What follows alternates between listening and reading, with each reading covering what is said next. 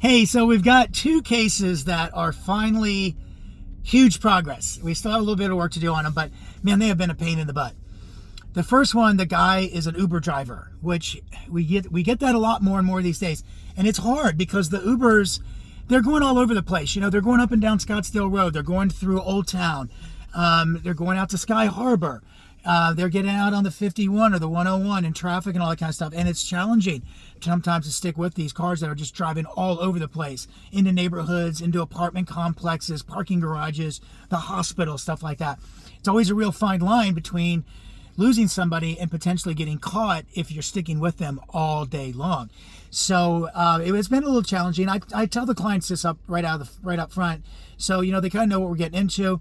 And this client was really super cool and understood that, you know, it's going to be a process, and it was. But we figured out where the guy's going, apartment complex. We're good to go there. So now we really don't need to follow him anymore. We just let him come to us. We know who the girl is. We know what she drives, where she works. And now we can kind of lock down a schedule. So that was really cool. Second one, guy hires me. We get everything all set up. We're ready to roll. And he goes, hey, by the way, I forgot to tell you she rides a bike. Come on, a bike. I'm like, what do you mean? Like when she goes like a bicycle? He goes, yeah, when she goes to meet her boyfriend, she rides a bicycle.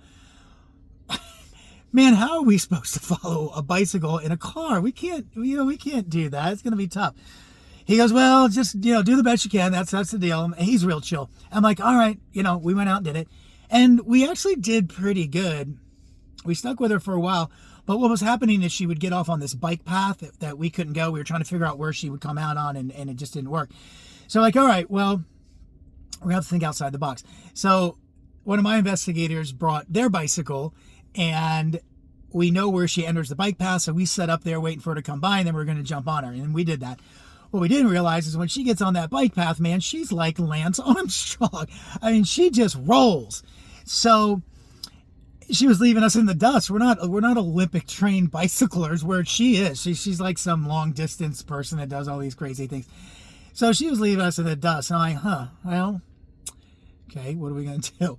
I went down to the bike shop, told them I need the fastest, biggest, baddest e-bike on the planet. What do you got? And they hooked us up with this bike. And man, this sucker, I think you could take this thing out and ride around on the 202 and pass traffic. This sucker is fast. So we go again. We get down there. Here she comes. She gets on the path. She knocks it out. She's high gearing. And we hit our little button and zoom, we're like right on her. Playing it cool, of course.